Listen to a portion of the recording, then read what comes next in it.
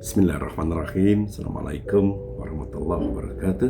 Allahumma sholli ala Muhammad wa ali Muhammad Sampurasun. Kali ini saya ingin membahas secara kontekstual, makna kontekstual dari satu ayat, juz amma sebetulnya, surat-surat pendek yang dinamakan surat Al-Ma'un.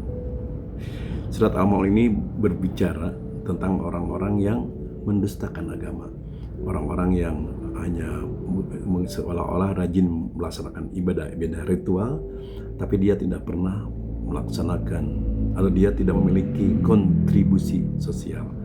Baik, kita lihat isi dari surat ini ya. Bismillahirrahmanirrahim. Allahumma sholli ala Muhammad wa ali Muhammad. Ayat pertama, ara'aital ladzi yukazzibu bidin fadzalikal ladzi yad'u 'alal yatim wala yahudu 'ala ta'amil miskin failul lil musallin alladzina hum an salatihim sahun alladzina hum yura'un wa yamna'unal ma'un. Baik, kita lihat dari ayat pertama. Yang pertama adalah ara'aital ladzi yukazzibu bidin. Apakah kalian tahu, kata Allah ya, apakah kalian tahu, ara'aita, tahukah kalian, allazi, orang-orang yukadzibu bidin, yang mendustakan agama. Ada orang yang mendustakan agama, orang-orang yang menyalahgunakan agama. Ada ayat berikutnya, alladzina hum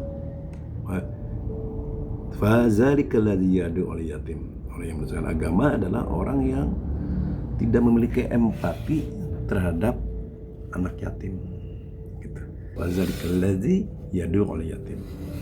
Jadi, ara'aital ladzi yukazzibu bidin, tahukah kalian pendusta agama itu? Yang pertama adalah fadzalika alladzi, merekalah yad'u al-yatim, yang bukan menolak, yang tidak memiliki empati terhadap anak yatim, tidak berkontribusi sosial terhadap anak-anak yatim. Itu yang pertama. Ayat berikutnya adalah wala yahudu ala ta'amil miskin. Mereka tidak pernah memberikan orang-orang miskin makan. Nah, secara tekstual banyak orang menerjemahkan makna dari ayat ini ya, wala yahudu ala ta'amil miskin, memberikan makan kepada orang-orang miskin, pengemis, adalah namanya Jumat berkat, Allah bagi-bagi makanan. Dan itu tidak efektif. Bagi-bagi makanan kalau Jumat itu banyak pengemis yang tiap Jumat bisa dapat 5-6 box makanan. Tidak efektif. Yang dimaksud dengan wala yahudu ala ta'amil miskin adalah tidak memberikan kontribusi ekonomi kepada orang-orang yang hidupnya di bawah garis kemiskinan. Bukan ngasih makan, berikan mereka, misalnya orang-orang yang bekerja di bawah UMR, kita berikan mereka santunan sehingga gajinya bisa cukup untuk makan 1 bulan, untuk sekolah dan sebagainya. Itu yang dimaksud makna kontekstual dari wala yahudu ala ta'amil miskin. Memperdayakan mereka sehingga mereka bisa memiliki penghasilan yang lebih tinggi. Bentuknya tidak mesti uang, makanan, Jumat berkah, tidak. Bentuknya bisa dikasih pelatihan, training, kasih modal, kasih pencerahan. Mindsetnya dirubah dari mindset pengemis menjadi mindset produktif. Saya menyaksikan di sekitar rumah saya banyak, kalau Jumat ada Jumat berkah itu pengemis atau yang orang bekerja itu menjadi sangat banyak jumlahnya. Mereka berharap untuk dapat santunan, makan dan beras, duit, dan berasnya kadang-kadang dijual juga, kadang-kadang tidak perlu. Dan seumur-umur mereka selalu begitu. Akhirnya timbullah pengemis barunya tidak. Ini yang tidak dimaksud oleh ayat ini. Kontekstualnya adalah wala yahudu ala ta'amil miskin, itu adalah kita berdayakan orang-orang yang hidupnya di bawah garis kemiskinan sehingga mereka bisa memperdayakan diri, penghasilannya bisa lebih banyak. Kasih pelatihan, kasih modal, kasih pencerahan, dan mindsetnya dirubah. Mindset pengemis menjadi mindset produktif. Itu yang sangat perlu. Kemudian, ayat berikutnya adalah fawailul lil musallin. Bayangin, Fawailul, maka celakalah. Dalam bahasa lain well itu neraka, maka masuk neraka lah. Lil musallin, orang-orang yang salat. Bayangin, orang yang salat itu celaka, masuk neraka. Kenapa?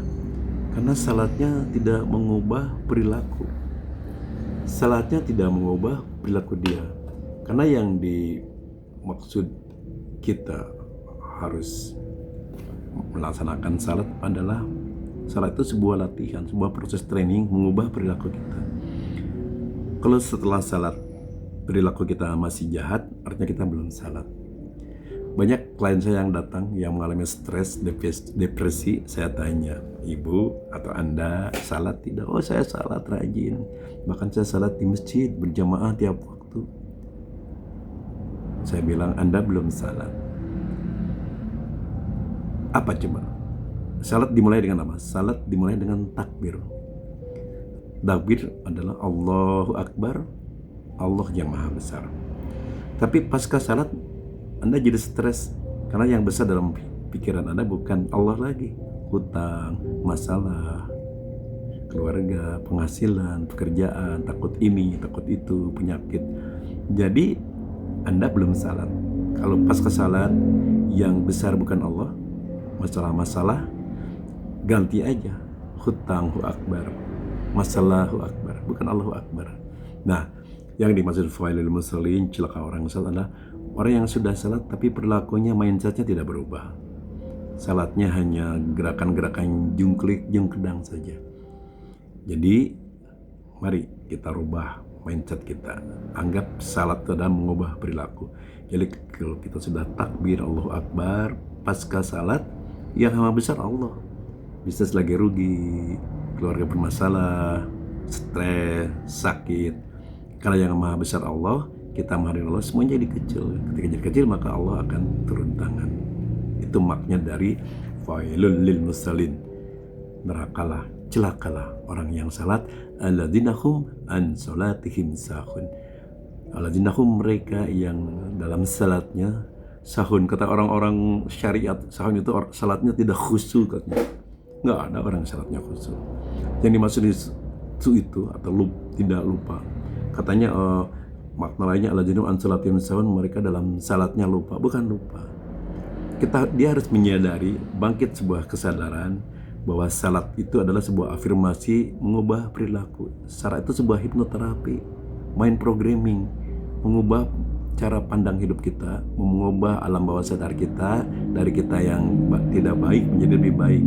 Makanya orang yang salat itu orang yang bukan alladzina an salatihim sahun, bukan orang yang salatnya tidak khusyuk, yang lupa, tapi orang yang pasca salat dia menjadikan Allah segala-galanya. Dia selalu menghadirkan Allah dalam setiap gerak kehidupannya. Itu ciri-ciri orang yang salat. Kemudian alladzina yura'un. Nah, ini juga banyak orang salat bukan karena Allah, tapi karena pamer, karena ria. Bukan hanya salat. Sekarang ini ada fenomena baru di medsos, di grup-grup medsos, WA misalnya. Ayo salat malam. Alhamdulillah hari ini sudah bisa puasa Senin Kemis. Kelihatannya bagus sih edukasi, tapi sebenarnya itu sedang ria, sedang pamer supaya para anggota medsos, kamu rajin salat, kamu suka tahajud, kami suka puasa Senin Kemis. Nah, ria itu syirik kecil. Ibadah kita bukan ingin mendapatkan keridhaan Allah, tapi ingin mendapat pujian dari netizen.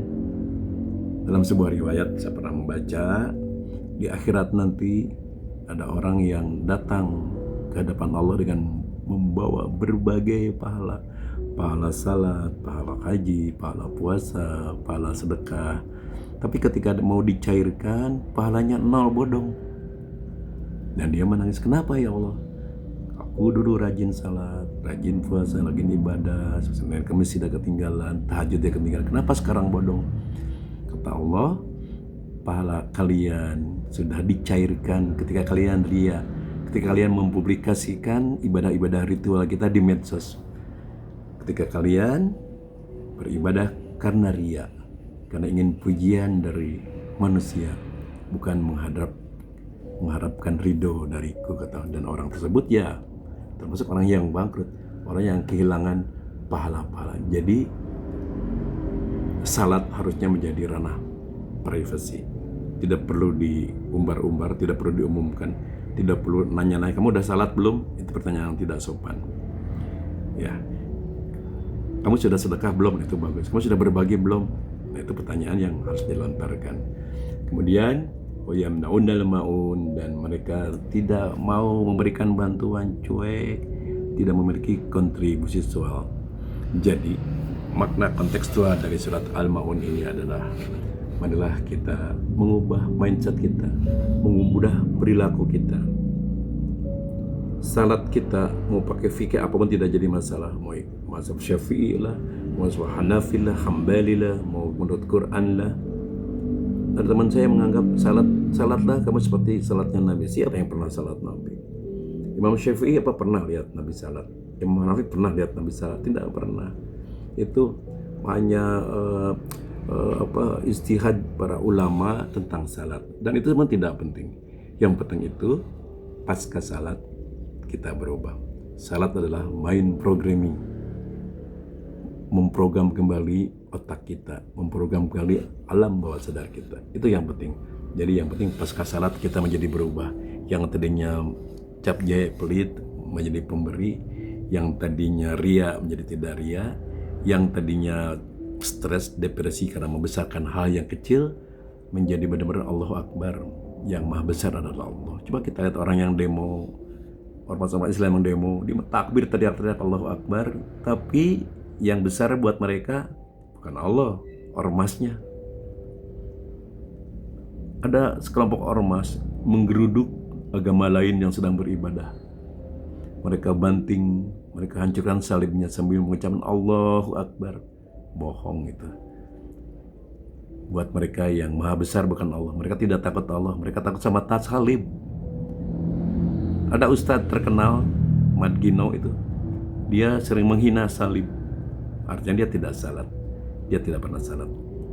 Terakhir banget ini ada kabar, ustadz terkenal di Bandung, terkenal banget, bekas preman, jadi ustadz berurusan dengan polisi karena dia menganiaya anak kandungnya sendiri. Artinya ustadz itu yang sering teriak-teriak salat berjamaah di masjid tidak salat. Fawailul lil musallin. Ustadz geblek itulah yang sebenarnya celaka. Jadi ayo, marilah kita mulai jadikan salat ada sebuah proses mind programming, mengubah perilaku kita. Jadi pasca salat kita selalu menghadirkan Allah. Yang maha besar adalah Allah. Semua urusan jadi kecil dan perilaku kita menjadi lebih baik dari sebelumnya. Itu saja, mudah-mudahan kita bisa berubah dan tercerahkan dengan makna kontekstual dari surat Al-Maun ini. Terima kasih. Assalamualaikum warahmatullahi wabarakatuh.